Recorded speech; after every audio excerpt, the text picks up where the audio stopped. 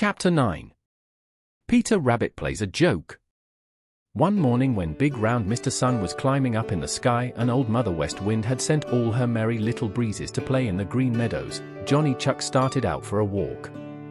First he sat up very straight and looked all around to see if Reddy Fox was anywhere about, for you know Reddy Fox liked to tease Johnny Chuck. But Reddy Fox was nowhere to be seen, so Johnny Chuck trotted down the lone little path to the wood. Mr. Sun was shining as brightly as ever he could, and Johnny Chuck, who was very, very fat, grew very, very warm. By and by he sat down on the end of a log under a big tree to rest. Thump! Something hit Johnny Chuck right on the top of his round little head. It made Johnny Chuck jump. "Hello, Johnny Chuck," said a voice that seemed to come right out of the sky. Johnny Chuck tipped his head way back and looked up. He was just in time to see Happy Jack Squirrel drop a nut. Down it came and hit Johnny Chuck right on the tip of his funny, black, little nose. "Oh," said Johnny Chuck, and tumbled right over back off the log. But Johnny Chuck was so round and so fat and so roly-poly that it didn't hurt him a bit. "Ha! Ha! Ha!" laughed Happy Jack up in the tree. "Ha! Ha! Ha!" laughed Johnny Chuck, picking himself up. Then they both laughed together. It was such a good joke. "What are you laughing at?" asked a voice so close to Johnny Chuck that he rolled over 3 times, he was so surprised. It was Peter Rabbit. "What are you doing in my wood?" asked Peter Rabbit. "I'm taking a walk," said Johnny Chuck. "Good," said Peter Rabbit, "I'll come along too." So Johnny Chuck and Peter Rabbit set out along the lone little path through the wood. Peter Rabbit hopped along with great big jumps, for Peter's legs are long and meant for jumping, but Johnny Chuck couldn't keep up though he tried very hard, for Johnny's legs are short. Pretty soon Peter Rabbit came back, walking very softly. He whispered in Johnny Chuck's ear. "I found something," said Peter Rabbit. "What is it?" asked Johnny Chuck. "I'll show you," said Peter Rabbit, "but you must be very, very still, and not make the least little bit of noise." Johnny Chuck promised to be very, very still, for he wanted very much to see what Peter Rabbit had found.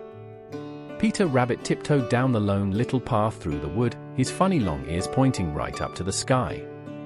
And behind him tiptoed Johnny Chuck, wondering and wondering what it could be that Peter Rabbit had found. Pretty soon they came to a nice mossy green log right across the lone little path. Peter Rabbit stopped and sat up very straight. He looked this way and looked that way. Johnny Chuck stopped too, and he sat up very straight and looked this way and looked that way, but all he could see was the mossy green log across the lone little path. "What is it, Peter Rabbit?" whispered Johnny Chuck. "You can't see it yet," whispered Peter Rabbit, "for first we have to jump over that mossy green log." "Now I'll jump first, and then you jump just the way I do, and then you'll see what it is I've found," said Peter Rabbit. So Peter Rabbit jumped first, and because his legs are long and meant for jumping, he jumped way over the mossy green log. Then he turned around and sat up to see Johnny Chuck jump over the mossy green log, too. Johnny Chuck tried to jump very high and very far, just as he had seen Peter Rabbit jump, but Johnny Chuck's legs are very short and not meant for jumping. Besides, Johnny Chuck was very, very fat. So though he tried very hard indeed to jump just like Peter Rabbit, he stubbed his toes on the top of the mossy green log and over he tumbled, head first, and landed with a great big thump right on Reddy Fox, who was lying fast asleep on the other side of the mossy green log. Peter Rabbit laughed and laughed until he had to hold his sides. My, how frightened Johnny Chuck was when he saw what he had done! Before he could get on his feet he had rolled right over behind a little bush, and there he lay very, very still. Reddy Fox awoke with a grunt when Johnny Chuck fell on him so hard, and the first thing he saw was Peter Rabbit laughing so that he had to hold his sides. Reddy Fox didn't stop to look around. He thought that Peter Rabbit had jumped on him. Up jumped Reddy Fox and away ran Peter Rabbit. Away went Reddy Fox after Peter Rabbit. Peter dodged behind the trees and jumped over the bushes and ran this way and ran that way, just as hard as ever he could, for Peter Rabbit was very much afraid of Reddy Fox.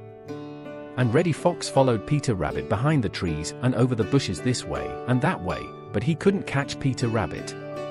Pretty soon Peter Rabbit came to the house of Jimmy Skunk. He knew that Jimmy Skunk was over in the pasture, so he popped right in and then he was safe, for the door of Jimmy Skunk's house was too small for Reddy Fox to squeeze in.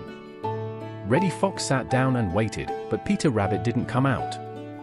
By and by Reddy Fox gave it up and trotted off home where Old Mother Fox was waiting for him. All this time Johnny Chuck had sat very still, watching Reddy Fox try to catch Peter Rabbit.